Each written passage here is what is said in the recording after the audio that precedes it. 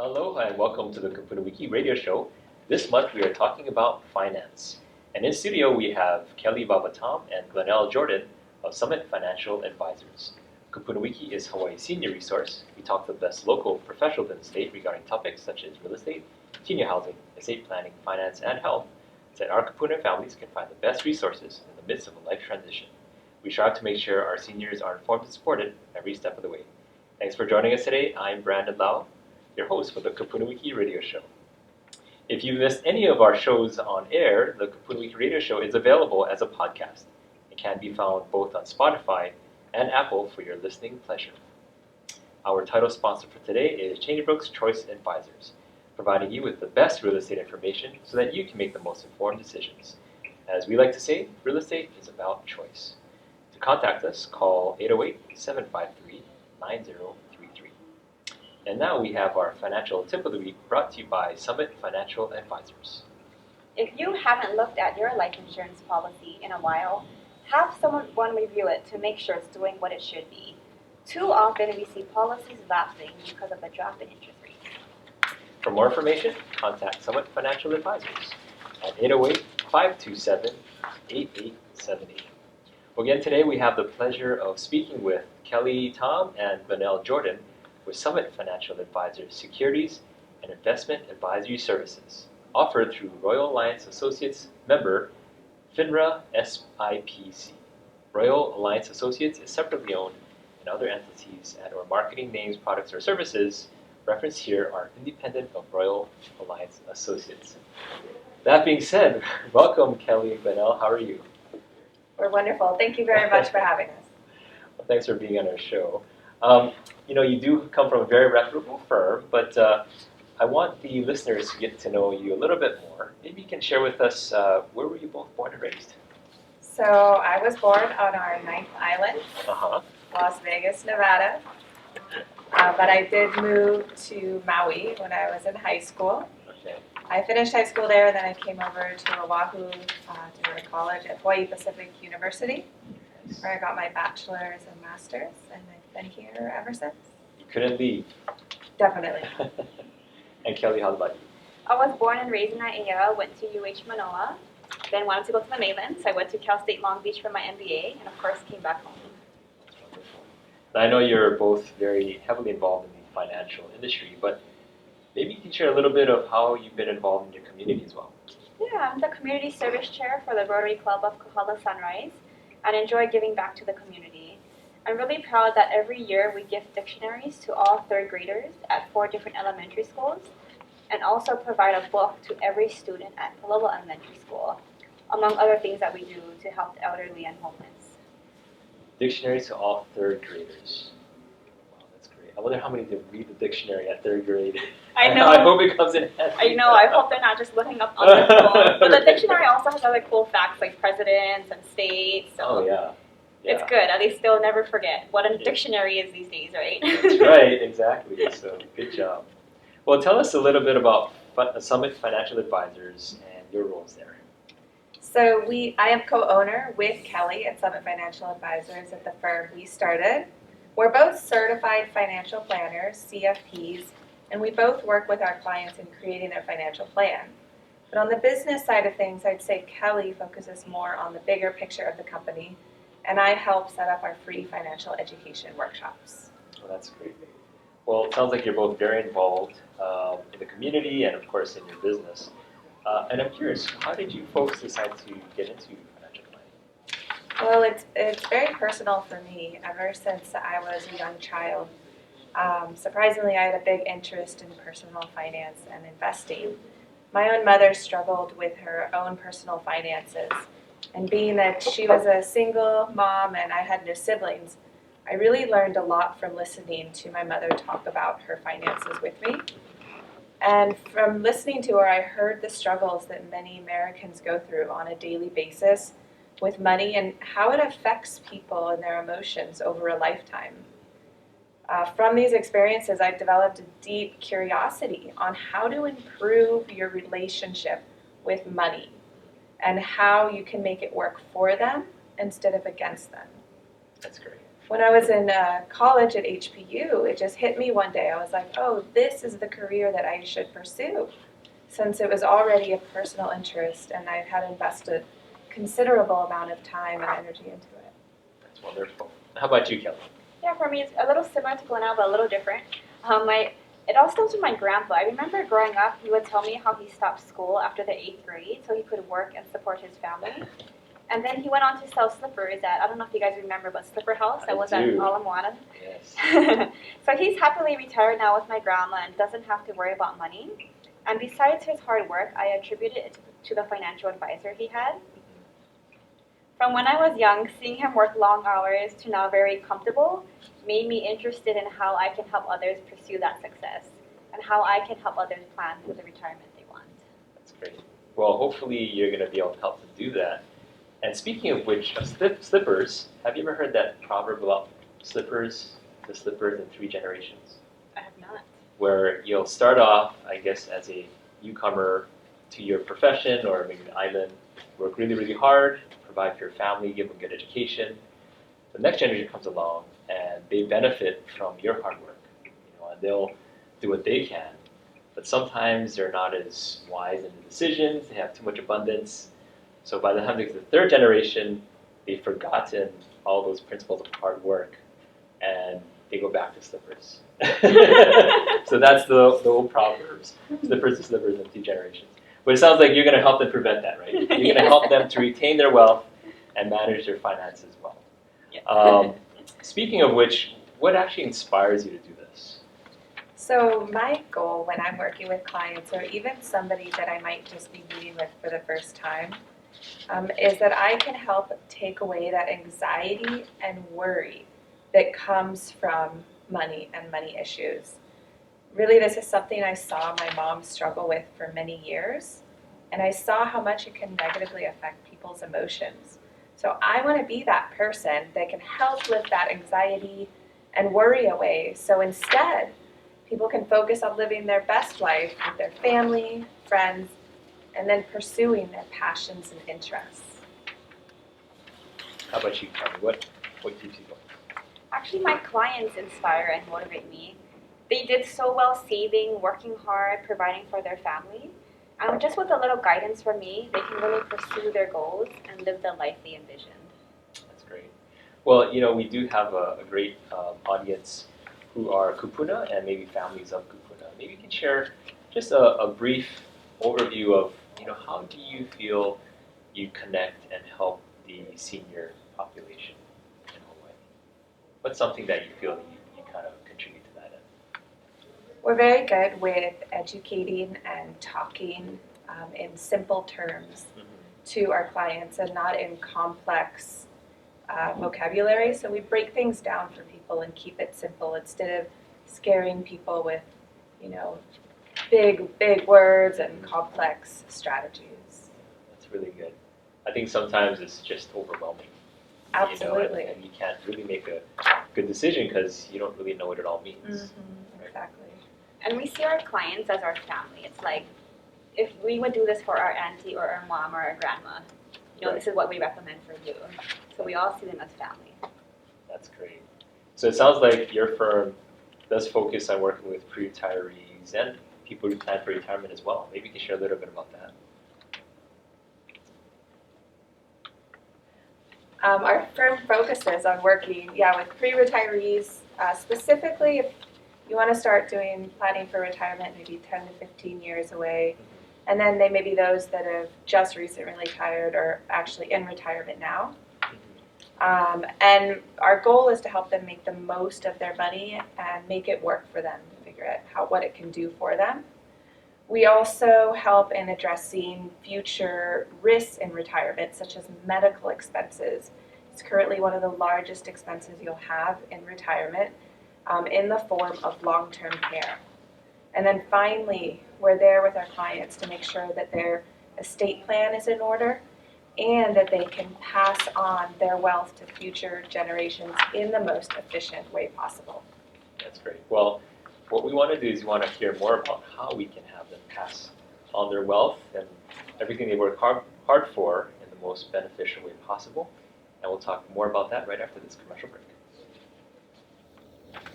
Welcome back. If you're just joining us, we have in studio Kelley and Glennel with Summit Financial Advisors. And I do have to disclose that they have securities and investment advisory services offered through Royal Alliance Associates, member FINRA SIPC. Royal Alliance Associates is separately owned, and other entities and their marketing names, products, and services referenced here are independent of Royal Alliance.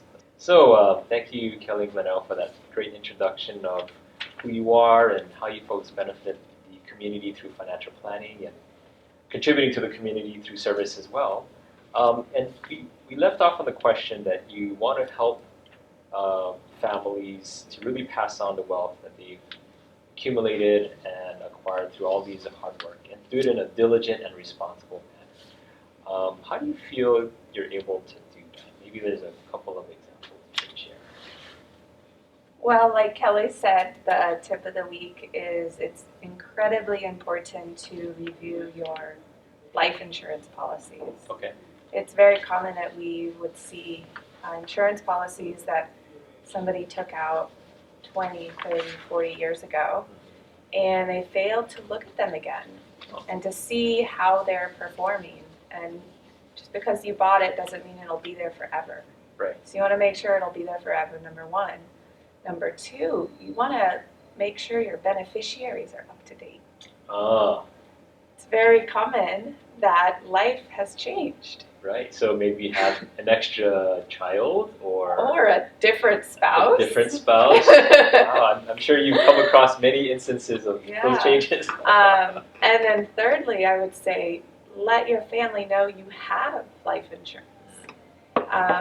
We've also seen it where someone passes away and the kids didn't even know there was a policy until years later when they saw bills coming in for the policy. That's so interesting. You know, I think there's some parents who either A, don't want to burden their kids with knowing all this stuff, or B, they don't want to know all this stuff.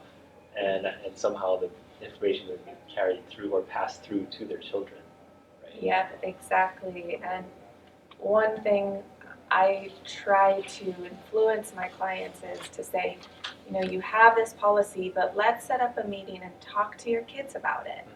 So they know who I am, they know what this is, and they know who to contact. Is there a certain age that you would advise that kind of conversation take place? No, it should happen at any age because anything can happen at any time. Right. If you have a policy, I don't care how old you are, tell your family about it. Right. Yeah. Okay, that's a great life insurance tip. And how about you, Kelley? Yeah, along those lines, it's the same thing with investments. As far as investment planning, how we help them make sure it's allocated correctly and which vehicles to put it in to make sure that the plan that we create is the one that will last their lifetime. And along with what Glennel was saying, is it's important that the kids come in to meet us too so we can explain to them, Mom and Dad had it this way and this is why, and this is what they wanted to happen. So just making sure that their legacy gets passed on. Right.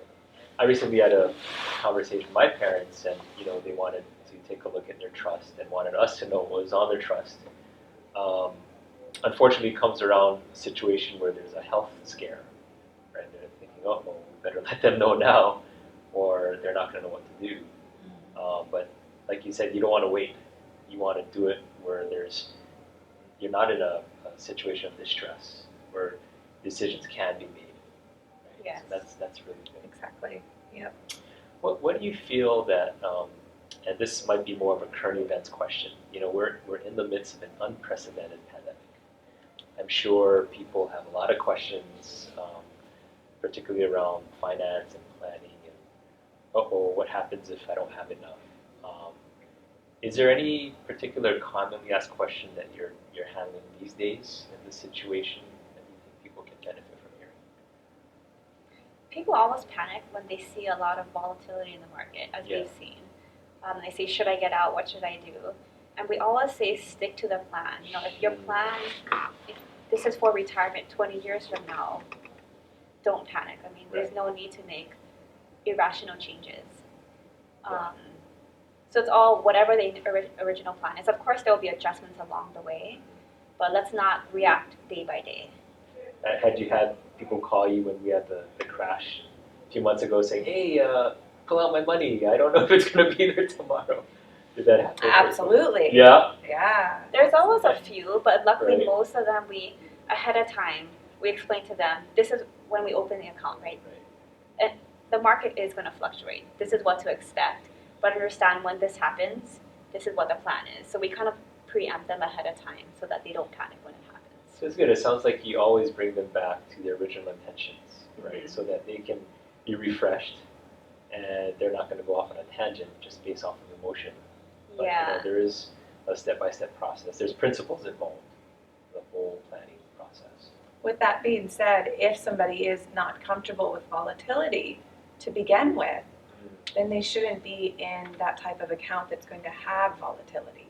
Right. And so it comes back to reviewing your asset allocation and how comfortable you are with risk so that you don't go into the wrong account with expectations that differ from what could actually happen. Right. And so along those lines, there's different products that offer risk. How is it that you would advise somebody shift that, and at what ages or life stages do you think somebody should really relook at their allocations? It all depends on a case-by-case basis, depending on just the ages of the family members, what stage they are in. Are they still working? Are they going to retire soon? What their goals are? What their plans are? I mean, we can't say specifically, right? Because every situation is unique. You had mentioned one transition, which is pre-retirement. Sounds like that, that nice final day at work is going to be a great day to look forward to, but there should be some planning before that happens, right? What are some suggestions for somebody in that situation? Right, so for pre-retirement, and that can be a year before retirement, that can also be 10 years before retirement. Interesting. Obviously, the earlier you start it, the better. But one of the first things that you want to do in planning for retirement is think about your vision. Okay. What do you want your retirement to look like? Because the money doesn't matter if you don't have a vision first for how you want to live your retirement. So your vision of what you want to do every day, who you want to be around, your hobbies, your family, and that'll be completely different from everybody, for everyone. And then for there, you can start putting numbers to it. That's really good.